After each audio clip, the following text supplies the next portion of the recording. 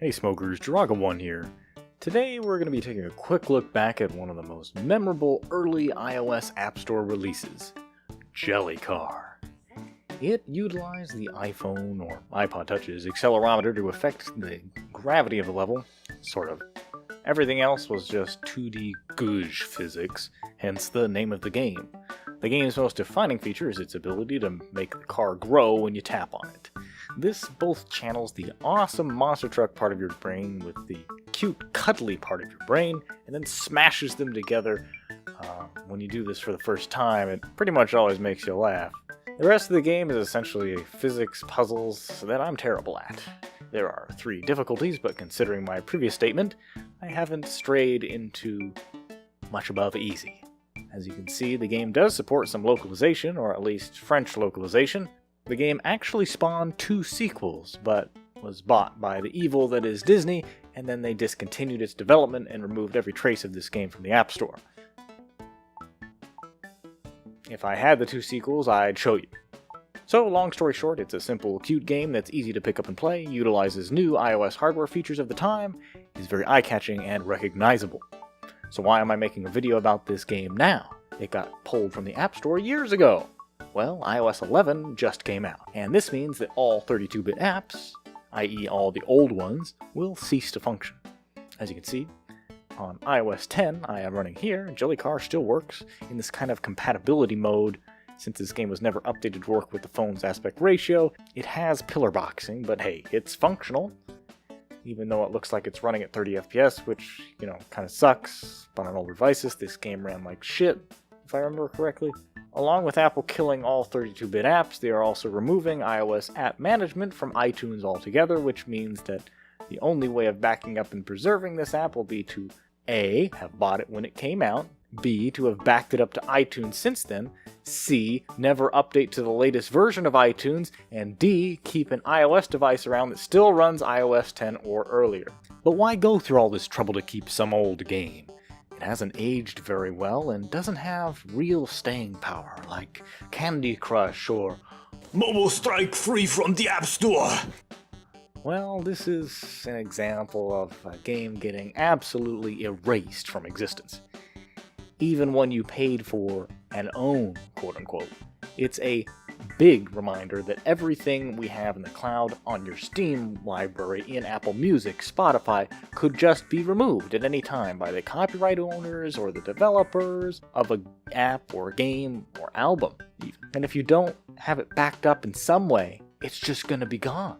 This has already happened to several games in my Steam library, but luckily for the time being, Steam still at least lets you download the game even if it can't be purchased from the store anymore.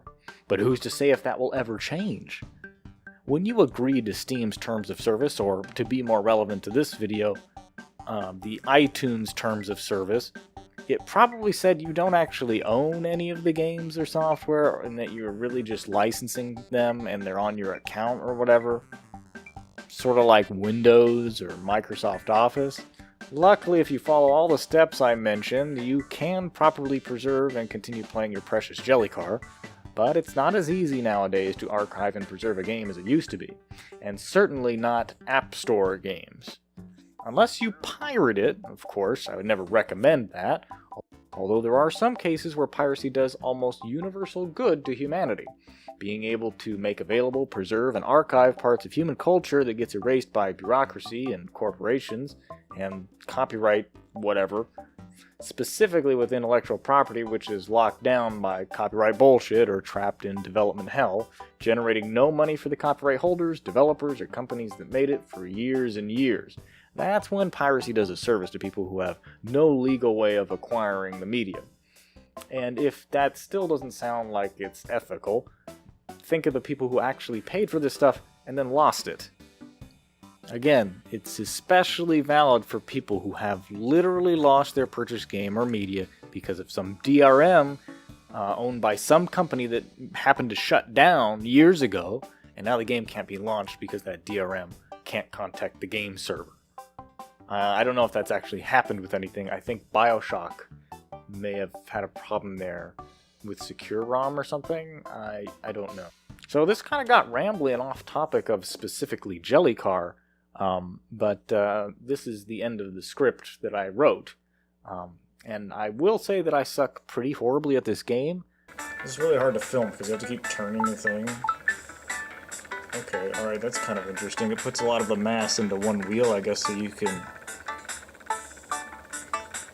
Oh my god! It keeps getting bigger.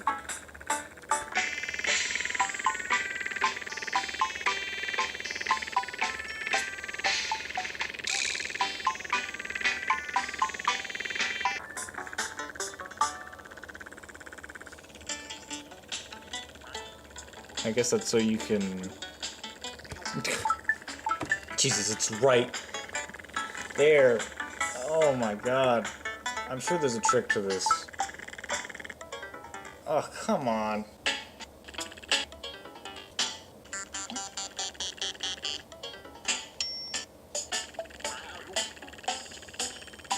Aha!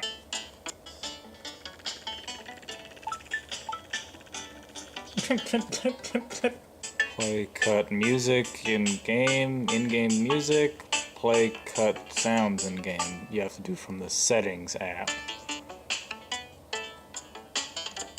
I'm alright, I'm alright.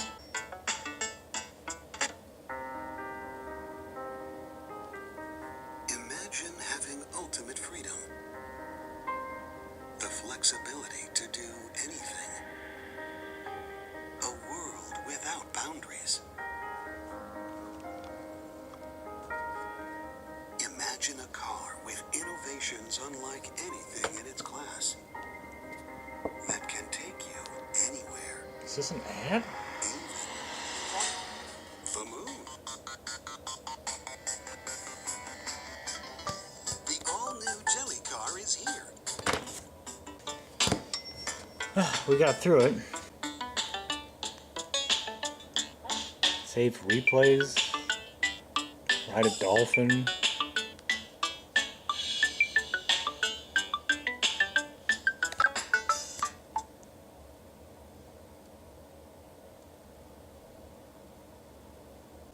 Apparently I couldn't back up my damn phone because I don't have enough space on my computer or something. I don't really want to deal with it right now. It's probably trying to back up the phone to the wrong directory or something. It's supposed to put it on one drive that has space, but for whatever reason it didn't. This video is going to get too long again, and then I'm just going to crap myself. So I will see all you guys later.